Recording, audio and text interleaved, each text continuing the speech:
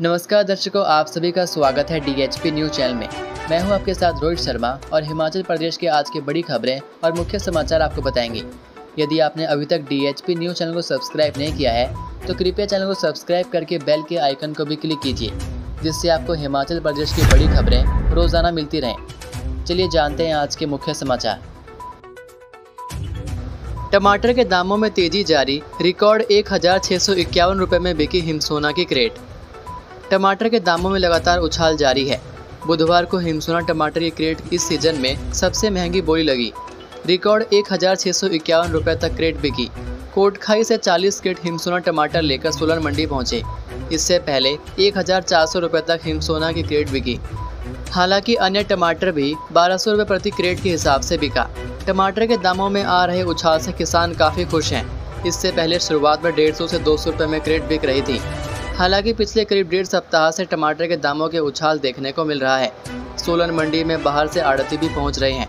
बारिश के बाद मैदानी क्षेत्र में टमाटर खत्म हो गया है, लिहाजा इसका असर सोलन सब्जी मंडी में भी देखने को मिल रहा है और किसानों को टमाटर के अच्छे दाम मिलना शुरू हो गए हैं।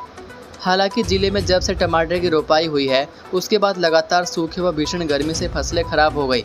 कुछ किसानों ने तो दोबारा फसलों की रोपाई की है। फसल कम होने के कारण किसानों को दाम अच्छे मिल रहे हैं। मांग को देखते हुए अभी आने वाले दिनों में दाम और अधिक बढ़ने की संभावना है। इस समय करीब 10 से 12 हज़ार क्रेट टमाटर के प्रतिदिन सोलन मंडी में पहुंच रहे हैं। ऊना की ड्यू खेर ने उत्तरी अमेरिकी पुरस्कार जीता।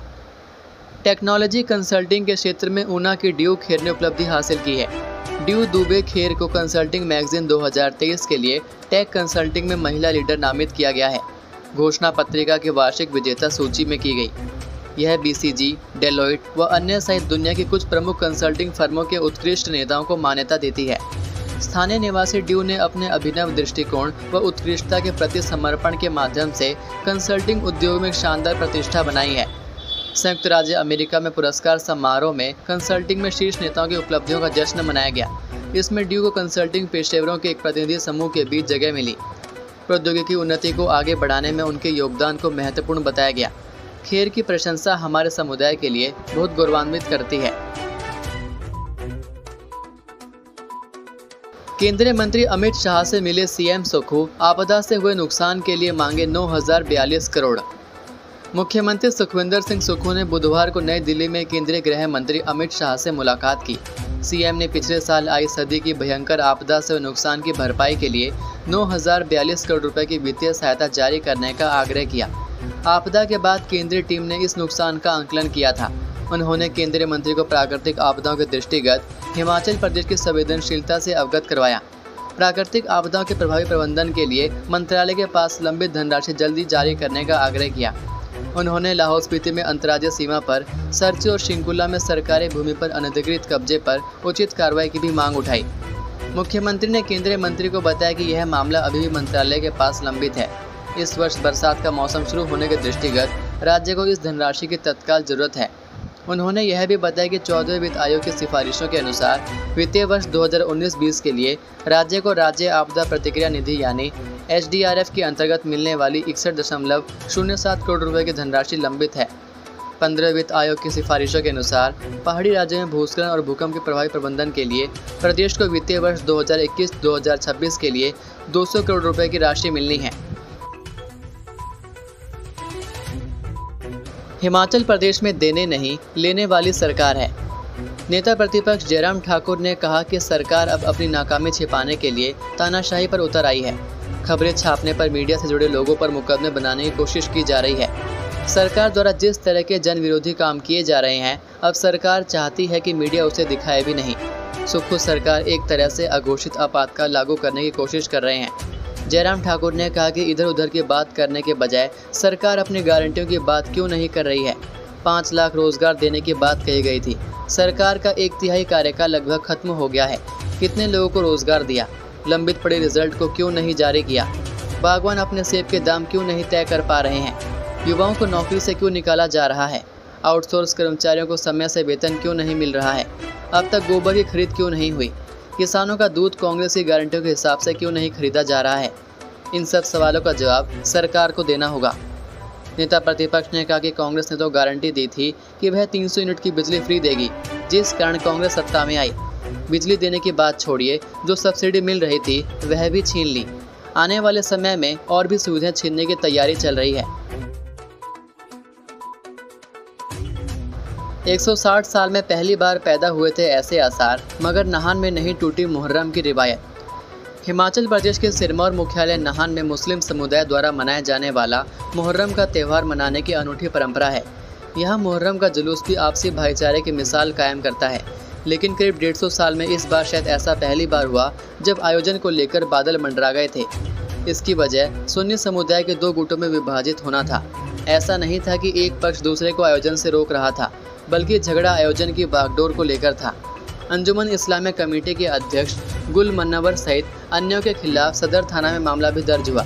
इसके बाद ऐसा प्रतीत हुआ कि टकराव की स्थिति बढ़ सकती है, लेकिन अच्छी बात यह रही कि तनाव के बावजूद मुस्लिम समाज के बुद्धिजीवी वर्ग ने सिरमौर के रियासत काल में शुरू हुई परंपरा को टूटने नहीं दिया। आपको बता दें कि आयोजन का विवाद उपमंडल दंडाधिकारी की अदालत तक भी पहुंचा था। ताजिए का जुलूस हरिपुर मोहल्ले से शुरू होकर कच्चा टैंक जामा मस्जिद पर समाप्त हुआ। रात को भी अलग अलग इलाकों में ताजिए निकालने की रिवायत निभाई जा चुकी थी। नाहन में इस परंपरा को वर्षों से सुन्नी समुदाय निभाता आ रहा है। समुदाय द्वारा ताजियों का जुलूस निकाला जाता है। शहर की 4 मस्जिदों से 4 अलग स्थानों से ताजिए निकाले जाते हैं।